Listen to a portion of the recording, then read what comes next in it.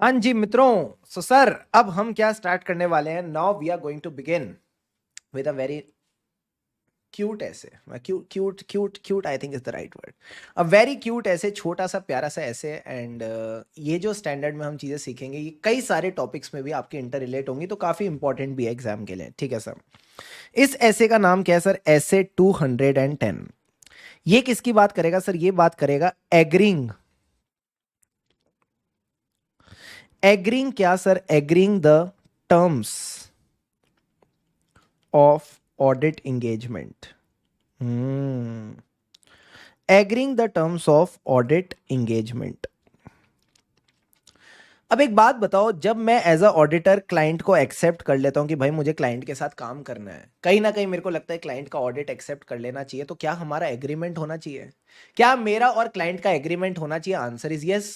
आप भी मुझे एक बात बताओ, कई बार आपके घर में जो एसी वगैरह रहेगा, ठीक है, या कोई भी और चीज रहती है, इनका क्या रहता है ना, इनका सर्विस एग्रीमेंट होता है। हाँ सर, सर्विस एग्रीमेंट होता है।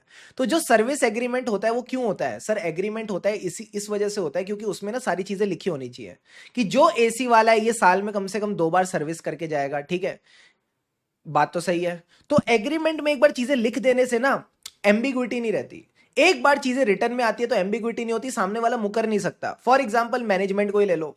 अगर मैनेजमेंट एग्रीमेंट में मान लेगा कि भाई मेरी रिस्पॉन्सिबिलिटी है फाइनेंशियल स्टेटमेंट बनाने की, तो कल को वो ये नहीं कह सकते यार मैंने नहीं भी बनाया तो भी चलेगा। नहीं, तुमने कहा था तुम्हारी रिस्पॉन्सिबिलिटी है फाइनेंशियल स्टेटमेंट बना के, तो चुपचाप बनाओ। इवन एज अ ऑडिटर आपने मान लिया आपकी रिस्पॉन्सिबिलिटी ओपिनियन देने की, तो वो बातें होंगी। तो एग्रीमेंट में एक बार राइट लिखने से एक श्योरिटी मिल जाती है। तो ये जो स्टैंडर्ड है ये क्या कहता है कि जब भी आप अपना ऑडिट एक्सेप्ट और कंटिन्यू करोगे, whenever as a auditor you want to accept और continue.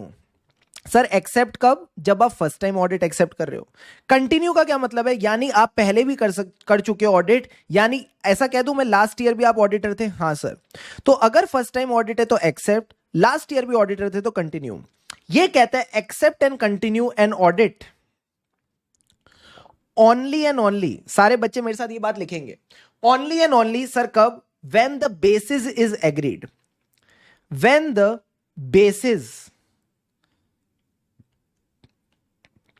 upon which it's performed has been agreed.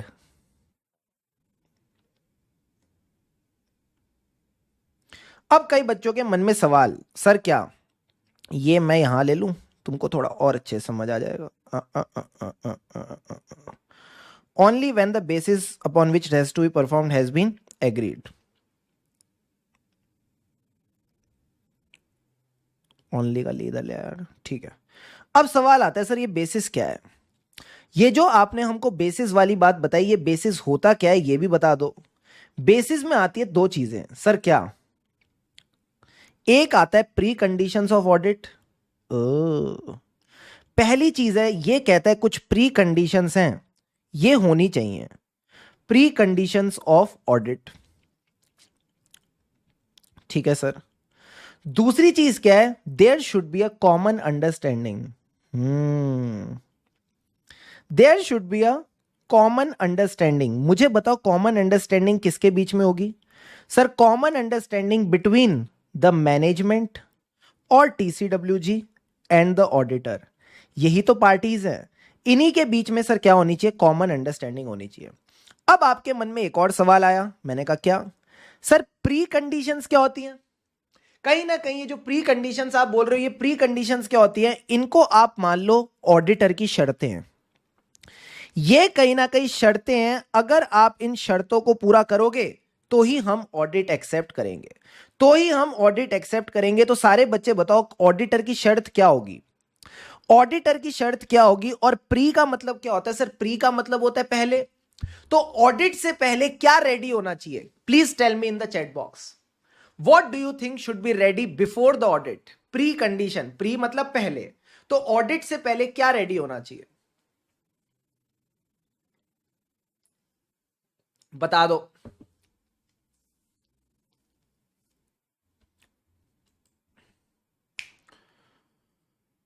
Audit fees कर दी ना बात? कर दी ना बात? Audit fees. ऑडिट किया नहीं, फीस चाहिए तुमको पहले, हैं? Financial statement, very very good. Financial statement के भी पहले जाओ। अब जब तुम ऑडिट से पहले फाइनेंशियल स्टेटमेंट पे आ गए हो, फाइनेंशियल स्टेटमेंट से पहले क्या होना चाहिए अब बता दो मुझे।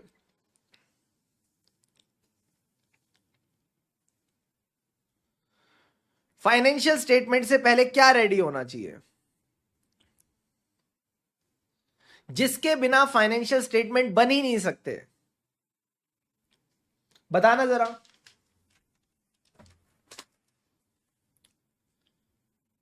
वेरी गुड, अजीम ने एकदम सही जवाब बताया, और भी मैं वेट कर रहा हूं बाकी बच्चे भी बताया। अर्शिया ने भी बिल्कुल सही बताया सर, एफआरएफ। कहीं ना कहीं ऑडिट से पहले फाइनेंशियल स्टेटमेंट, फाइनेंशियल स्टेटमेंट से पहले एफआरएफ। जो आपका एफआरएफ है, जो आपका एफआरएफ है, that FRF should be acceptable. तो एज अ ऑडिटर आप ये देखोगे एफआरएफ इज एक्सेप्टेबल और नॉट।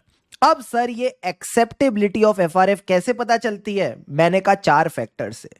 4 फैक्टर से आपको ये पता चलती है। पहला फैक्टर क्या है? नेचर। ओ, अब नेचर किसकी, ध्यान से समझना सर। नेचर किस किस की देखनी है? नेचर आपने 2 चीजों की देखनी है। एक तो आपके फाइनेंशियल स्टेटमेंट्स की, दूसरा आपने देखनी है nature of the entity. Sir financial statements की नेचर का क्या मतलब है? मैंने कहा 2 तरीके के फाइनेंशियल स्टेटमेंट होते हैं। एक होते हैं आपके complete set of financial statement. Complete set of financial statement में क्या आएगा सर? पूरा balance sheet, PNL, cash flow statement, notes to accounts, everything will be covered. दूसरे कौन से होते हैं सर? दूसरा ऑप्शन होता है इसमें आपके पास सिंगल फाइनेंशियल स्टेटमेंट। मैंने आपको बताया नहीं, एक बार आप चैट बॉक्स में मुझे खुद बता दो, what do you think would be meant by single financial statement? एक हो गए कंप्लीट सेट, एक हो गया सिंगल। सिंगल का क्या मतलब होगा सर? क्या इसका यह मतलब है सिर्फ बैलेंस शीट? हां। सिर्फ पीएनएल? हां। सिर्फ कैश फ्लो? हां, बिल्कुल सही बोल रहे हो। एंड ये जो सिंगल फाइनेंशियल स्टेटमेंट है, इसी के बारे में we will be covering in detail in your SA 805।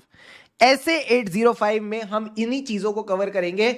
यानी सिर्फ एक कैश फ्लो का ऑडिट हो रहा है, सिर्फ एक पीएनएल का ऑडिट हो रहा है, सिर्फ एक बैलेंस शीट का ऑडिट हो रहा है, तो अगर एक सिंगल फाइनेंशियल स्टेटमेंट का ऑडिट हो रहा है तो कैसे होगा, उसकी बात हम वहां करेंगे। समझ गए सर? अब सर ये एंटिटी से कैसे फर्क पड़ेगा? एंटिटी से कैसे फर्क पड़ेगा? तो 2 तरीके की एंटिटी होती है। एक होती है प्रॉफिट ओरिएंटेड, एक होती है नॉन फॉर प्रॉफिट ऑर्गेनाइजेशन। मुझे बताओ, दोनों की जो फाइनेंशियल स्टेटमेंट है डिफरेंट नहीं लगते? जो प्रॉफिट ओरिएंटेड एंटिटी है वो क्या बनाती है? पीएनएल बनाती है, बैलेंस शीट बनाती है। और जो एनपीओ होती थी वो बचपन में तुम क्या बनाते थे? Receipts and payments account. उसके बाद बैलेंस शीट बनती थी, इनकम एंड एक्सपेंडिचर अकाउंट बनता था। तो डोंट यू थिंक कि जो आपकी एंटिटी है, जो आपकी एंटिटी है उससे भी फर्क पड़ता है? हां सर, उससे भी फर्क पड़ता है। उसके बाद सर नेचर के अलावा हमारे पास और कौन सा पॉइंट आता है? मैंने कहा नेचर के अलावा आपके पास पॉइंट आता है पर्पस का। ये पर्पस वाली बात मैंने आपसे थोड़ी ही देर पहले एसे 200 में करी थी। ये एसे 200 में याद है मैंने 2 फाइनेंशियल बताए थे। एक बताया था जो सब यूजर्स के लिए अवेलेबल है, एक बताया था जो हम एसे 800 में पढ़ेंगे। बताना वो कौन से फाइनेंशियल स्टेटमेंट्स थे? 2 फाइनेंशियल स्टेटमेंट जिनकी बात की थी। One which is common for all. ये कॉमन फॉर ऑल वाले कौन से थे? General purpose financial statement. Very good. हमने कहीं ना कहीं यहां किसकी बात की थी? जनरल पर्पस फाइनेंशियल स्टेटमेंट, यानी जीपीएफएस। और जो हम किसी स्पेसिफिक यूजर के लिए बनाते हैं, जो हम किसी स्पेसिफिक यूजर के लिए बनाते हैं, किसी स्पेशल पर्पस के लिए बनाते हैं, उसको क्या कहते हैं? SPFS, special purpose financial statement. Yes और no? Yes sir. And last में सर आपके पास एक पॉइंट और आ जाएगा। मैंने कहा क्या? लॉ और रेगुलेशन। लॉ और regulation, this is the 4th point that you need to consider. Law regulation कहां से आ गया सर? लॉ रेगुलेशन कहां से आ गया एफआरएफ की एक्सेप्टेबिलिटी में? कौन सी एंटिटी पे एएस लगेगा, कौन सी एंटिटी पे एएस लगेगा, कौन सी पे इंड एएस? कैसे पता करते हो? कौन सी एंटिटी पे एएस लगेगा, कौन सी पे इंड एएस, कैसे पता करते हो सर? लॉ रेगुलेशन बताता है, कहीं ना कहीं हमको लॉ रेगुलेशन बताता है। तो यही तो बात है कि आपका एफआरएफ एक्सेप्टेबल है या नहीं, इन चार बातों पे डिपेंड करेगा। सारे बच्चे फटाफट मुझे चारों बातें अभी रिकॉल करा दो, मजा आ जाएगा। बहुत इंपॉर्टेंट चीज है, यही चीज आगे जाके बार बार यूज होगी। जब मैं बोलूंगा एफआरएफ एक्सेप्टेबल है या नहीं, तो कैसे पता करोगे? बड़ा सिंपल है, nature purpose law regulation. Nature purpose law regulation. Nature किसका? एंटिटी का, फाइनेंशियल स्टेटमेंट्स का। फाइनेंशियल स्टेटमेंट का नेचर क्या है? पूरे हैं या सिंगल है। एंटिटी का नेचर क्या है? प्रॉफिट वाली है, नॉन फॉर प्रॉफिट है। पर्पस का क्या मतलब है? किस पर्पस के लिए? जनरल पर्पस के लिए, स्पेशल पर्पस के लिए। एंड लास्ट में आ जाता है law regulation, as, Ind AS, companies act. ये सब चीजों को ध्यान में रख के आप काम करते हैं। Is this point clear to all of you? Yes और नो? Yes sir.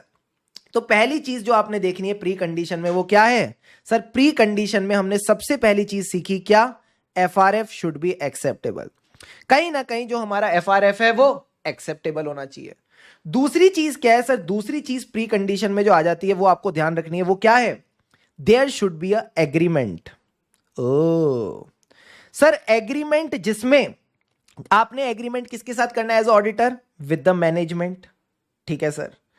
अब इस एग्रीमेंट में क्या है कि मैनेजमेंट एक्नॉलेज करती है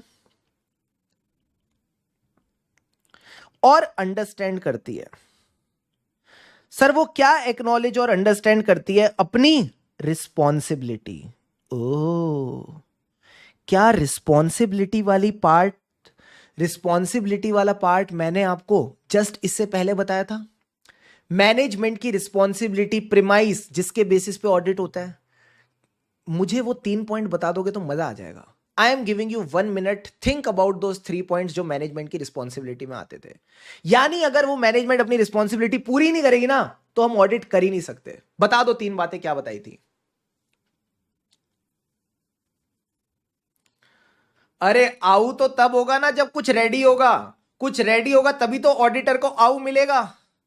अरे आऊ, अरे यार, आऊ तो ठीक है, वो ऑडिटर को मिलेगा, बट कुछ रेडी भी तो होना चाहिए। वेरी गुड पुलकित, वेरी गुड कृष्णन रामा, एकदम सही बात का जवाब दिया आपने। सबसे पहले सर क्या होगा? सबसे पहले होना चाहिए पीपीएफएस एज पर एएफआरएफ, यानी preparation presentation of financial statement as per applicable FRF.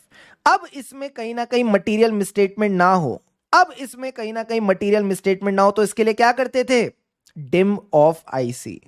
Dim of IC, design, implement, maintain the internal controls. Yes और नो? Yes sir. एक बार सबके लिए तालियां हो जाए यार, कितने सारे बच्चों ने सही जवाब दिया।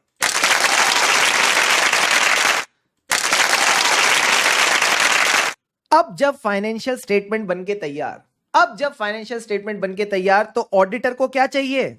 Provide the auditor, provide the auditor sir, provide the auditor with आऊ। ये आऊ का क्या मतलब था? All information. ए का मतलब था एडिशनल इंफॉर्मेशन, एंड यू का मतलब था unrestricted access. Unrestricted access within the entity. Entity के अंदर आपको ये तीनों चीजें मिल जानी चाहिए। एवरीवन राइट टिल हियर, और एक बार चैट बॉक्स पे लिखो डन। अभी तक जितना किया मैं एक बार आपको गो थ्रू कराता हूं। यहां तक सारे बच्चे फटाफट लिख के मुझे चैट बॉक्स पे डन भेजो अभी।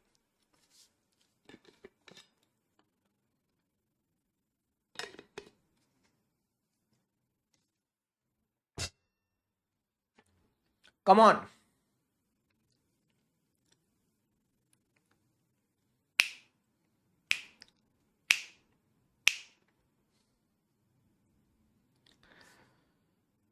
ऑसम, बहुत बढ़िया। अभी तक मास्टर जी ने क्या सिखाया? मैंने कहा कुछ नहीं सिखाया, ठीक है, एकदम नॉर्मल नॉर्मल बातें कर रहे हैं। सबसे पहले आता है सर ऐसे 210, ये किसकी बात करता है? Agreeing the terms of audit engagement, यानी हम एग्रीमेंट करेंगे। अब ये एग्रीमेंट कब करेंगे? जब बेसिस होगा। अगर बेसिस नहीं है तो एग्रीमेंट करने का कोई स्कोप ही नहीं है। अब बेसिस का क्या मतलब था? 2 चीजें होनी चाहिए सर। क्या? एक तो प्री कंडीशन, एक कॉमन अंडरस्टैंडिंग। अगर कॉमन अंडरस्टैंडिंग नहीं है तो मैं बताऊं ना, ऑडिट तो छोड़ दो, ऑडिट तो छोड़ दो, लाइफ में कोई भी चीज नहीं हो पाती। तो कॉमन अंडरस्टैंडिंग तो दो पार्टीज में होना जरूरी है, तभी भाई चीजें आगे बढ़ पाती है। आई होप आप समझ गए, ठीक है सर। तो कॉमन अंडरस्टैंडिंग के साथ साथ कुछ प्री कंडीशन है, शर्तें हैं। सबसे पहले सर क्या आएगा, ऑडिट से पहले क्या आता है, फाइनेंशियल स्टेटमेंट। फाइनेंशियल स्टेटमेंट से पहले एफआरएफ, यानी एफआरएफ शुड बी एक्सेप्टेबल।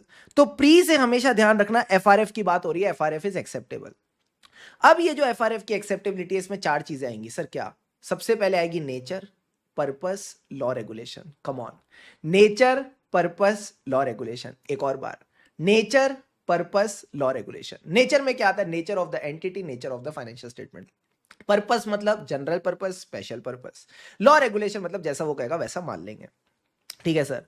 इसके बाद हमने कहा एग्रीमेंट करेंगे मैनेजमेंट के साथ कि वो जानती है, और जानती तो है ही, ठीक है सर, समझती तो है ही, साथ ही साथ मानती भी है, एक्नॉलेज भी करती है। तो मैंने कहा जानती है, मानती है, क्या, अपनी रिस्पॉन्सिबिलिटी। इसकी रिस्पॉन्सिबिलिटी बस हम थोड़ी देर पहले पढ़ के आए थे, पहले फाइनेंशियल स्टेटमेंट बनाएगी, इसमें मटेरियल मिसस्टेटमेंट ना हो, इसके लिए डिम ऑफ आईसी करना जरूरी है। बताओ डिम ऑफ आईसी क्या था, design, implement, maintain the internal control. And जब ऑडिटर आए तो इसको क्या चाहिए, आउ।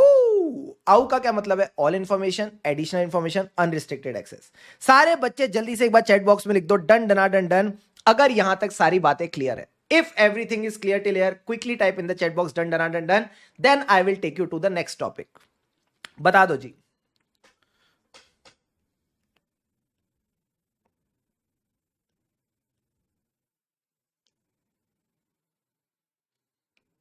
Awesome. अब आप सबका सवाल, एग्रीमेंट में आएगा क्या, एग्रीमेंट में आएगा क्या। तो एग्रीमेंट में क्या आएगा, इससे पहले मेरा आप सबसे सवाल, ऑडिट क्या है।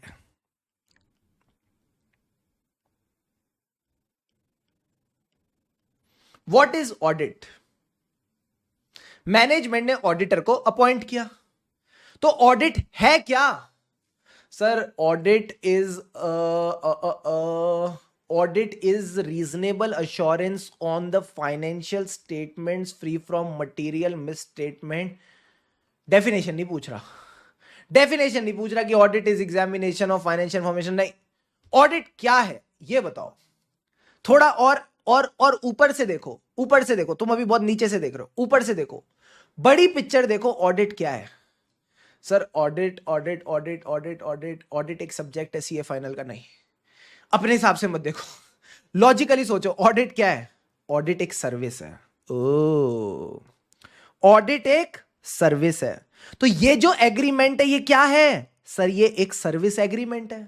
और जैसे एक सर्विस एग्रीमेंट बनता है वैसे ये एग्रीमेंट बनेगा, यानी आपका जो इंगेजमेंट लेटर है, कई लोग इसको इंगेजमेंट लेटर भी बोलते हैं, कई लोग इसको इंगेजमेंट लेटर भी बोलते हैं, एग्रीमेंट भी बोलते हैं। तो एग्रीमेंट में क्या आएगा सर, जो सर्विस प्रोवाइडर है वो क्या सर्विसेज देगा।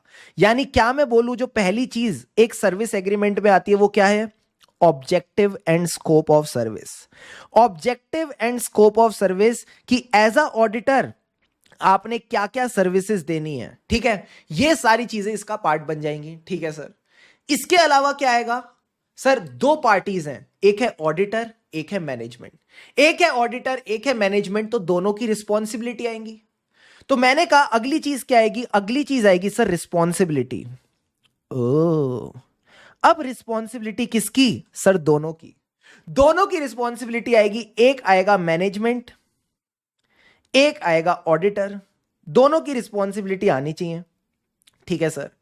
अब एक बात और बता दो, डोंट यू फील जो एप्लीकेबल एफआरएफ है वो भी इसमें लिखा होना चाहिए, कि कहीं ना कहीं कौन से एफआरएफ के हिसाब से फाइनेंशियल स्टेटमेंट बनेंगे, कौन से एफआरएफ को कंसीडर करके हम ऑडिट करेंगे, वो एफआरएफ भी लिखा होना चाहिए। हाँ सर, तो जो मैनेजमेंट की रिस्पॉन्सिबिलिटी है ना फाइनेंशियल स्टेटमेंट बनाने की, इसी से आप एक पॉइंट और इंटरलिंक करके चलो सर। कौन सा पॉइंट इंटरलिंक करके चले, एप्लीकेबल एफआरएफ। जो आपका एप्लीकेबल एफआरएफ है वो भी इसका पार्ट बन जाएगा। यस और नो, यस सर। अब मुझे एक बात बताओ, मैनेजमेंट जो फाइनेंशियल स्टेटमेंट्स बना रही है, मैनेजमेंट जो फाइनेंशियल स्टेटमेंट बना रही है वो तो एज पर एप्लीकेबल एफआरएफ बना रही है।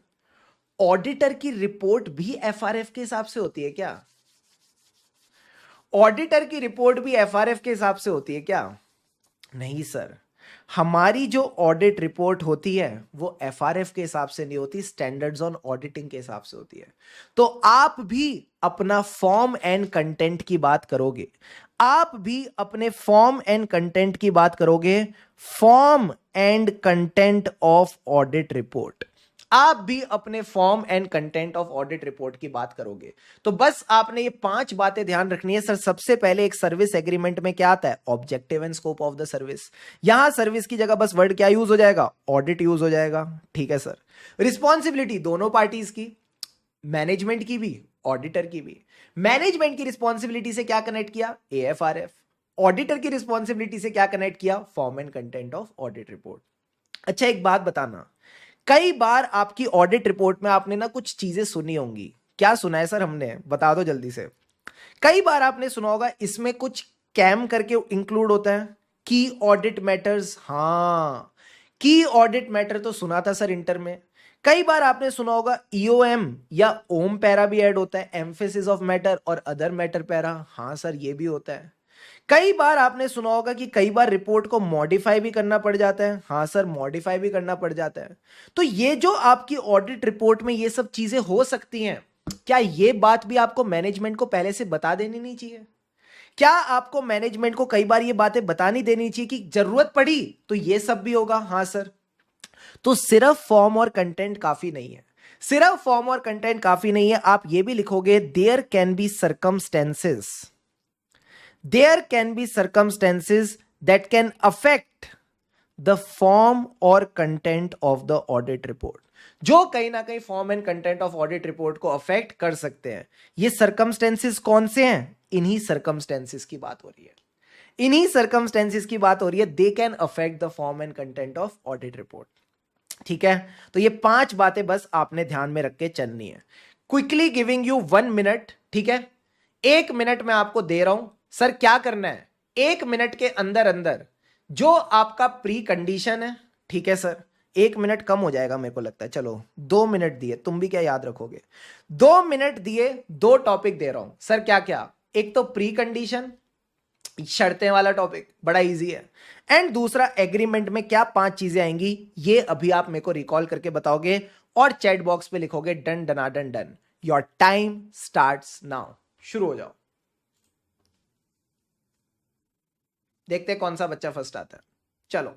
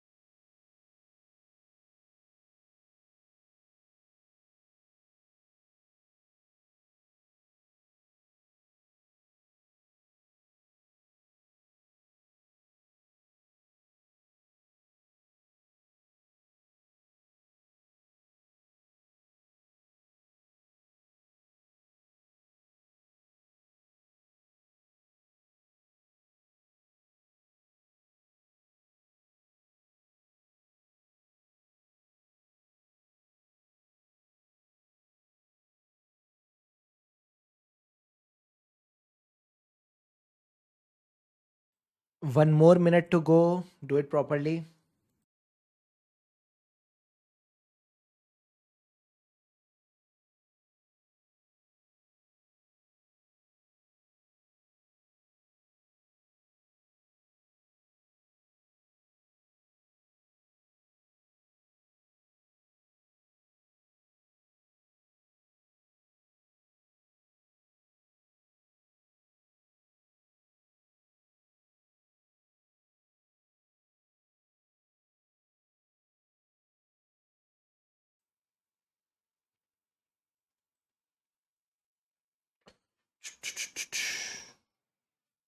वेरी गुड आयुष, हर्ष, हिमांशु, वृंदा, कांजीबाई, शाबाश।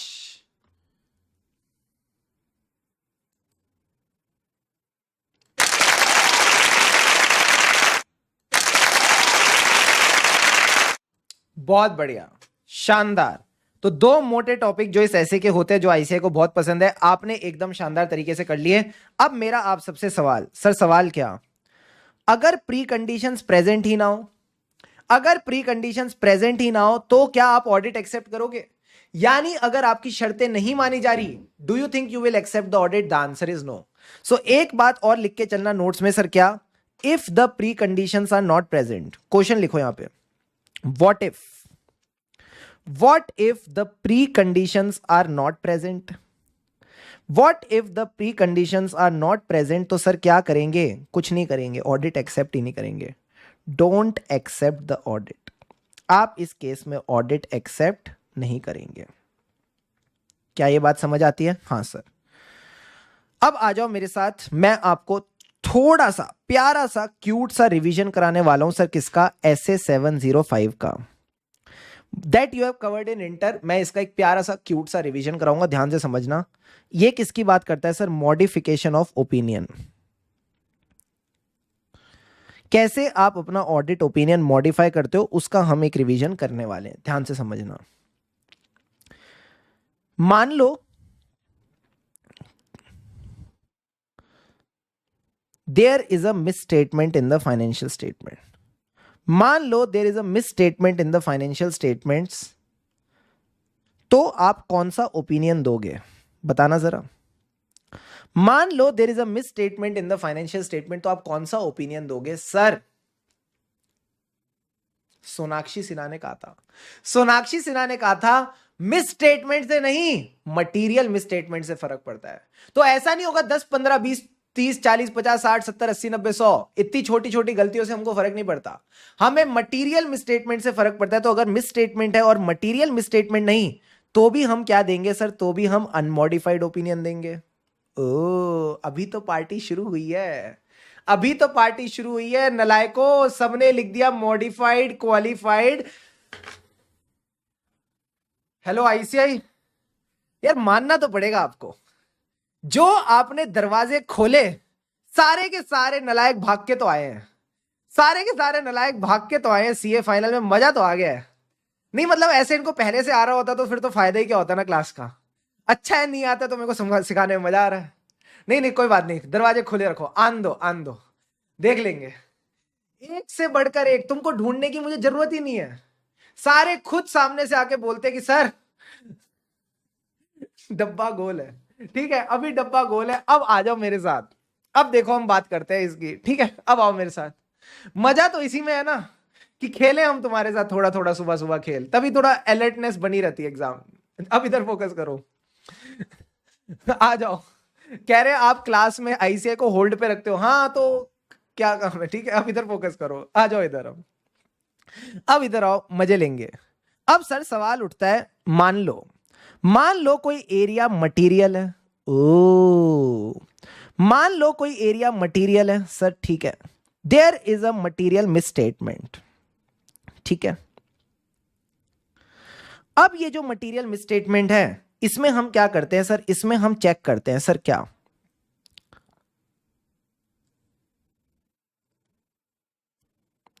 या तो आपको सफिशिएंट एंड एप्रोप्रिएट एविडेंस मिल गया है, या आपको सफिशिएंट एंड एप्रोप्रिएट एविडेंस नहीं मिला। या तो आपको सफिशिएंट एंड एप्रोप्रिएट एविडेंस मिल गया है या नहीं मिला। अब कई बच्चों के मन में सवाल आता है, इधर फोकस करके चलना, मैं बनाने का टाइम दूंगा। बच्चों का सवाल, सर जब एविडेंस ही नहीं मिला तो कैसे पता चला गलती है? जब एविडेंस ही नहीं मिला तो कैसे पता चला गलती है? अरे भाई जब एविडेंस नहीं है तो इसका मतलब इन्होंने यहां पे कुछ फेक ही डाल रखा है ना। ठीक है, हम ये अज्यूम करते हैं जहां पे एविडेंस नहीं है वहां पे गलती होगी ही। ठीक है, प्लस ये एरिया मटेरियल है क्योंकि इसकी अमाउंट थोड़ी ज्यादा होगी मटेरियलिटी से। ठीक है, तो अभी मैं तुमको बोल रहा हूं कि एरिया मटेरियल मिसस्टेटमेंट वाला है, तो अब आप चेक करो एविडेंस मिला या एविडेंस नहीं मिला। एकदम लॉजिकली चलेंगे, मजा आएगा। ठीक है सर, अब अगर आपको एविडेंस मिल गया, ठीक है सर, तो अब चेक करो जो इसका इंपैक्ट है वो परवेसिव है या नहीं। जो इसका इंपैक्ट है क्या वो परवेसिव है या वो परवेसिव नहीं है। अब कई बच्चों के मन में सवाल, सर ये परवेसिव होता क्या है? ये परवेसिव होता क्या है, क्या परवेसिव नहीं होता? तो मेरी बात ध्यान से समझना अभी के लिए। जस्ट फॉर द सिंप्लिसिटी मैं आपको ये बात बोल रहा हूं, डिटेल में कवर करेंगे 705 में। फिर से बोल रहा हूं, जस्ट फॉर द सिंप्लिसिटी अभी मैं एक बात बोलूंगा बट डिटेल में कवर करेंगे 705 में। अभी ये मान के चलो जो मटेरियल मिसस्टेटमेंट परवेसिव है वो पूरे फाइनेंशियल स्टेटमेंट की बैंड बजाती है। क्या करती है? वो पूरे फाइनेंशियल स्टेटमेंट की बैंड बजाती है। अभी आपने ये समझना है कि जो मुझे एविडेंस मिला है उससे ये पता चलता है पूरे फाइनेंशियल स्टेटमेंट्स की बैंड बजी हुई है। लिख लो ये बात, लिख लो ये बात। जितना कॉन्सेप्चुअली इस बात से रिलेट करोगे उतना आपको ऑडिट में शांति रहेगी। आप ये लिखो, इसकी फील क्या है सर? इसकी फील है पूरे फाइनेंशियल स्टेटमेंट्स की, पूरे फाइनेंशियल स्टेटमेंट की बैंड बजी हुई है। ठीक है, इस तरह से आपने बात को ध्यान रखना है। ठीक है, अभी ये क्या होता है डिटेल में, कैसे इसकी टेक्निकल लैंग्वेज है, that we will cover in 705। अभी के लिए बस इतना मानो, पूरे फाइनेंशियल स्टेटमेंट की बैंड बजी है। क्या ये बात समझ आती है? हाँ सर। तो अब मुझे एक बात बताओ, एरिया मटेरियल भी है, परवेसिव भी है, तो क्या ये बहुत बुरी बात है? हाँ सर, ये बहुत बुरी बात है। जब बहुत बुरी बात है तो हम कौन सा ओपिनियन देते हैं? We give an adverse opinion. हम यहां पे एडवर्स ओपिनियन देते हैं। ओ, क्या ये नाम तुमको पसंद आया? हाँ सर, एडवर्स मतलब बहुत बुरा, इससे खराब तो कुछ हो ही नहीं सकता। ठीक है सर। अब इसके अलावा सर क्या होता है? इसके अलावा अगेन आपको एविडेंस नहीं मिला। तो जब एविडेंस नहीं मिला तो वापस देखो क्या इंपैक्ट परवेसिव है या नहीं। ठीक है सर। अब मान लो इंपैक्ट परवेसिव है, अब मान लो इंपैक्ट परवेसिव है, तो एक बात बताओ, एरिया मटेरियल है? हाँ सर, मटेरियल है। चीज परवेसिव है, मतलब क्या मैं ऐसा बोल दूं आपको पूरे फाइनेंशियल स्टेटमेंट का एविडेंस नहीं मिला? क्या मैं ऐसा बोल दूं जो आपको एविडेंस नहीं मिला वो पूरे फाइनेंशियल स्टेटमेंट का एविडेंस नहीं मिला? हां सर। तो दिल पे हाथ रख के बोलना, जब आपके पास एविडेंस ही नहीं है क्या आप कंक्लूजन निकाल पाओगे? नहीं सर। अगर कंक्लूजन ही नहीं है तो क्या आप ओपिनियन दे पाओगे? नहीं सर। तो ओपिनियन ना देने को ऑडिट की लैंग्वेज में क्या कहते हैं? ओपिनियन ना देने को ऑडिट की लैंग्वेज में क्या कहते हैं सर? इसको कहते हैं हाथ खड़े कर देना, इसको कहते हैं हाथ खड़े कर देना, इसको बोलते हैं डिस्क्लेमर ऑफ ओपिनियन। हमने अपना ओपिनियन डिस्क्लेम कर दिया, डिस्क्लेमर ऑफ ओपिनियन। क्या यह बात समझ आती है? हां सर। अब बताओ कौन सा रह गया, अब बताओ कौन सा रह गया? मेरी तो प्यारी सीनरी बनके तैयार, मेरी तो प्यारी सीनरी बनके तैयार। बस यहां पे मुझे एक छोटी सी कलाकारी करनी है, ऐसे ऐसे करना है, और मुझे बचपन की याद भी आ गई। ला ला ला ला ला ला ला ला ला ला, यहां बर्ड्स बनाई, ओ हो, और यहां मैंने सूरज को पीला भी कर दिया। हो गया सर। अब बताओ कौन सा पार्ट रह गया? एक ही ओपिनियन रह गया, वही ओपिनियन यहां लिख दो सर। एक ओपिनियन जो रह गया उसका नाम है क्वालिफाइड ओपिनियन। क्वालिफाइड ओपिनियन क्या कहता है सर? क्वालिफाइड ओपिनियन बड़ी सिंपल सी बात कहता है। क्या कहता है? यह कहता है फर्क नहीं पड़ता, यह कहता है फर्क नहीं पड़ता तुमको एविडेंस मिला या नहीं मिला, फर्क नहीं पड़ता तुमको एविडेंस मिला या नहीं मिला। एरिया मटेरियल है ना, बट परवेसिव नहीं। एरिया मटेरियल है बट परवेसिव नहीं, तो कौन सा ओपिनियन आएगा? क्वालिफाइड ओपिनियन आएगा। तो फिर इस केस में क्वालिफाइड ओपिनियन आएगा। और इन सभी को, इन सभी को, इन सभी के लिए एक कॉमन वर्ड यूज होता है। जल्दी से बता दो क्या? इन सभी के लिए एक कॉमन वर्ड यूज होता है, उसको क्या कहते हैं? Adverse qualified disclaimer. What is the common word used for all of them? Modified. Very very good. इन सब का जो कॉमन वर्ड है उसको बोलते हैं modified opinion. And modified opinion तीन तरीके के होते हैं, जिसको मैं बोलता हूं प्यार से डाकू। सर डाकू का क्या मतलब है? डाकू का मतलब है disclaimer, adverse, qualified. Come on, disclaimer, adverse, qualified. एक बार तुमने ये नोटिंग कर ली, एक बार तुमने ये नोटिंग कर ली, कभी भी यहां गलती नहीं कर सकते, कभी भी यहां गलती नहीं कर सकते। Giving you 1 minute, quickly note it down. Your time starts now. चलो, दिस इज एसके स्पेशल। ये एसके स्पेशल फोटो तुमको कहीं और मिलेगी ही नहीं। जल्दी से इसको नोट डाउन करो।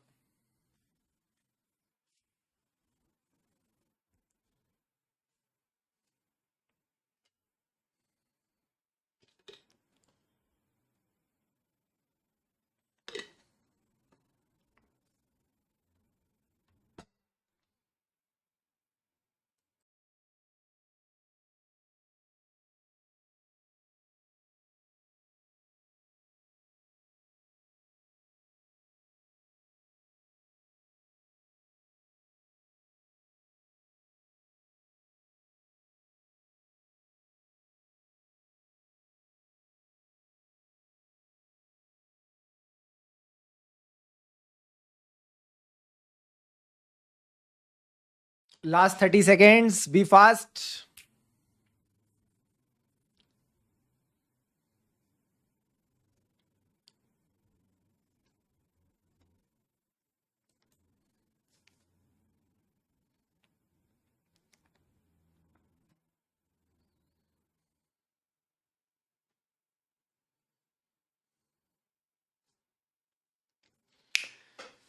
चले चले चले चले चले चले चले, चलो सर, आ जाओ मेरे साथ, आ जाओ मेरे साथ, आ जाओ मेरे साथ, आ जाओ मेरे साथ। कई सारी केस स्टडीज हम इसको लेके कवर करेंगे, बट कहां sir? All the case studies related to this लिख लो, भले अगर तुमको अपने दिल की ठंडक चाहिए होती है ना, कई बार ठंडक चाहिए होती है ना कि इस पे क्वेश्चंस कराओ sir. All the case studies related to this will be covered in essay 705। ठीक है, अभी हम 210 पे है ना, वी आर ऑन essay 210। तो जितनी रेलिवेंट बात थी मैंने तुमको बता दी, अब 210 पे आओ मेरे साथ, देखो क्या कहता है। फटाफट 210 पे आएंगे सारे बच्चे। ऐसे 210 किसकी बात करता है? Agreeing the terms of audit engagement. हमारा ऑब्जेक्टिव क्या है सर? बड़ा सिंपल है कि ऑडिट को एक्सेप्ट करेंगे। एक्सेप्ट कब? जब ये फर्स्ट टाइम ऑडिट है, जब ये फर्स्ट टाइम ऑडिट है। कंटिन्यू करेंगे अगर ये सेकंड टाइम ऑडिट है। ठीक है, एक्सेप्ट और continue only when the basis is agreed. जिस बेसिस पे आपने इसको परफॉर्म करना है ये आपने एग्री कर लिया। अब बेसिस में दो चीजें आती थी सर, क्या? प्री कंडीशन और कॉमन अंडरस्टैंडिंग। प्री कंडीशन क्या होती है? तो मैंने कहा प्री कंडीशन हमेशा ऐसे याद रखना, ऑडिट से पहले क्या आता है? फाइनेंशियल स्टेटमेंट, फाइनेंशियल स्टेटमेंट से पहले एफआरएफ। तो प्री का मतलब है एफआरएफ, सबसे पहले एफआरएफ एक्सेप्टेबल होना चाहिए। अब इसके फैक्टर्स क्या थे वो भी आ जाओ, हाथों हाथ लगे हाथों डिस्कस कर ही लेते हैं। फैक्टर्स बड़े सिंपल थे, दो थे पॉइंट नेचर के, पर्पस, लॉ, रेगुलेशन। नेचर वाले पॉइंट क्या थे? Nature of the entity, nature of the financial statement. Purpose का मतलब था कहीं ना कहीं जनरल पर्पस फाइनेंशियल स्टेटमेंट जो कॉमन फाइनेंशियल इंफॉर्मेशन नीड्स को मीट करते हैं। स्पेशल पर्पस फाइनेंशियल स्टेटमेंट मतलब जो स्पेसिफिक यूजर्स के लिए है। लॉ रेगुलेशन यानी जो लॉ रेगुलेशन कहेगा वैसा कर सकते हैं। तो ये फैक्टर हमको समझ में आते हैं। ठीक है सर, अब इसके अलावा हमको कौन सी बात समझनी थी? मैनेजमेंट के साथ एग्रीमेंट, ये तो हमको आता ही है। PPFS as per applicable FRF. Oh, dim of IC so that the financial statements are free from material misstatement. And then when the auditor comes provide with आउ। तो ऐसे बड़ी बड़ी बातों को देख के घबरा मत जाना, ऐसे बड़े बड़े लैंग्वेजेस को देख के घबरा मत जाना। फील बड़ी सिंपल है, पॉइंट्स बड़े सिंपल है, बस आपने फ्लो के साथ आगे बढ़ते जाना है। ठीक है सर, अगर प्री कंडीशंस प्रेजेंट नहीं है तो मैटर को मैनेजमेंट से डिस्कस करो और ऑडिट एक्सेप्ट मत करना, और फिर ऑडिट एक्सेप्ट मत करना। ठीक है सर। सर एक बात और बताओ, अभी तो हमने ऑडिट एक्सेप्ट किया ही नहीं, अभी तो हमने ऑडिट एक्सेप्ट किया ही नहीं और मैनेजमेंट अपने रंग दिखा रहा है। मैनेजमेंट कह रहा है हम आपके स्कोप पे लिमिटेशन लगाएंगे। एक तो ये लिमिटेशन ऑन स्कोप क्या होता है? What do you mean by limitation on scope? Sir limitation on scope का मतलब है वो हमको सफिशिएंट एंड एप्रोप्रिएट एविडेंस नहीं देंगे। तो देखो क्या कहता है, अगर मैनेजमेंट और टीसीडब्ल्यूजी आपको एविडेंस नहीं देता एंड आपको लगता है इसकी वजह से आप अपना ओपिनियन डिस्क्लेम कर दोगे, तो क्या मैं बोल दूं डिस्क्लेम कर देंगे मतलब इसका इंपैक्ट मटेरियल भी है और परवेसिव भी। इसका इंपैक्ट मटेरियल भी है और परवेसिव भी। और जब आपने एंड में ओपिनियन देना ही नहीं है, जब आपने एंड में ओपिनियन देना ही नहीं है, तो क्या आपको ऐसा ऑडिट एक्सेप्ट करना चाहिए? दिल से आवाज आए तो बोलना, दिल से आवाज आए तो बोलना। मैनेजमेंट आपको एविडेंस नहीं लेने दे रहा और उसका इंपैक्ट ऐसा है कि आप आखिरी में अपना ओपिनियन डिस्क्लेम ही कर दोगे, यानी इंपैक्ट मटेरियल भी है और परवेसिव भी। तो क्या आपको ऑडिट एक्सेप्ट करना चाहिए? क्या बोलो मुझे, क्या हम इतने वेले हैं कि टाइम वेस्ट करके आ जाएंगे क्लाइंट पे? Should you accept the audit, yes और नो? सर नहीं करना चाहिए। कहीं ना कहीं we should not accept such audit. ऐसे ऑडिट को एक्सेप्ट मत कर लेना गलती से भी, unless required by law regulation. ये लोग ऐसा लिख देते हैं बट इसका कोई रेलिवेंस नहीं है। इंडिया में कोई लॉ रेगुलेशन नहीं है जो कहेगा ऑडिट एक्सेप्ट करना ही करना पड़ेगा, ऐसा कोई लॉ नहीं है। ठीक है, but still they right unless required by law regulation. तो ये बात आपने ध्यान रखनी है। अब सवाल आता है सर हमारे एग्रीमेंट में क्या क्या आता है? हमारे ऑडिट एग्रीमेंट में क्या क्या आता है? तो बड़ा सिंपल है, ऑडिट क्या है? सवाल मेरा आपसे, ऑडिट क्या है सर? सर्विस है, तो सर्विस में हमेशा ऑब्जेक्टिव एंड स्कोप आता है, ठीक है सर। उसके बाद हमारे दोनों लोगों की रिस्पॉन्सिबिलिटी, ऑडिटर की रिस्पॉन्सिबिलिटी, मैनेजमेंट की रिस्पॉन्सिबिलिटी। ऑडिटर की रिस्पॉन्सिबिलिटी, मैनेजमेंट की रिस्पॉन्सिबिलिटी को किससे कनेक्ट किया था? एफआरएफ से। मैनेजमेंट का काम है एफआरएफ के हिसाब से फाइनेंशियल स्टेटमेंट बनाना, तो इसके लिए एप्लीकेबल एफआरएफ आ गया। ऑडिटर की रिस्पॉन्सिबिलिटी को किससे कनेक्ट किया था? Form and content of report, यानी the expected form and content of report plus कुछ ऐसे सर्कमस्टेंसेस रहेंगे, कुछ ऐसे सर्कमस्टेंसेस रहेंगे वेयर द रिपोर्ट में differ from the expected form and content. Is this point clear to all of you? Yes sir. अब sir मेरा आप सबसे सवाल, इधर देखो ना, मैं लास्ट ईयर ऑडिट करने आया था, मैं लास्ट ईयर ऑडिट करने आया था। This year also I am here, this year also I am here. क्या मुझे एक नया एंगेजमेंट लेटर एंटर करना पड़ेगा क्या? Do I need to enter a new EL? Please tell me yes, no और इट डिपेंड्स। आपका इसके बारे में क्या ख्याल है? बताओ चैट बॉक्स पे, बताओ।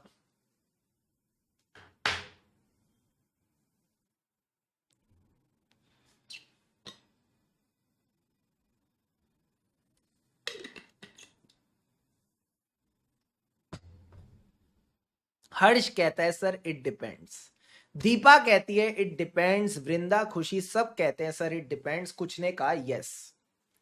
द आंसर इज यस तो नहीं है भाई, यस तो नहीं है। जरूरी नहीं है कि आपको हर बार एक नया एंगेजमेंट लेटर एंटर करना पड़ेगा, और नो भी नहीं है। मैं बताऊं ना, थोड़ा सा ना आपको हिपोक्रिटिक, हिपोक्रिटिक कहते हैं उसको, कौन सा वर्ड होता है, जो भी है, आपको इट डिपेंड्स वाला रहना पड़ेगा, ठीक है सर।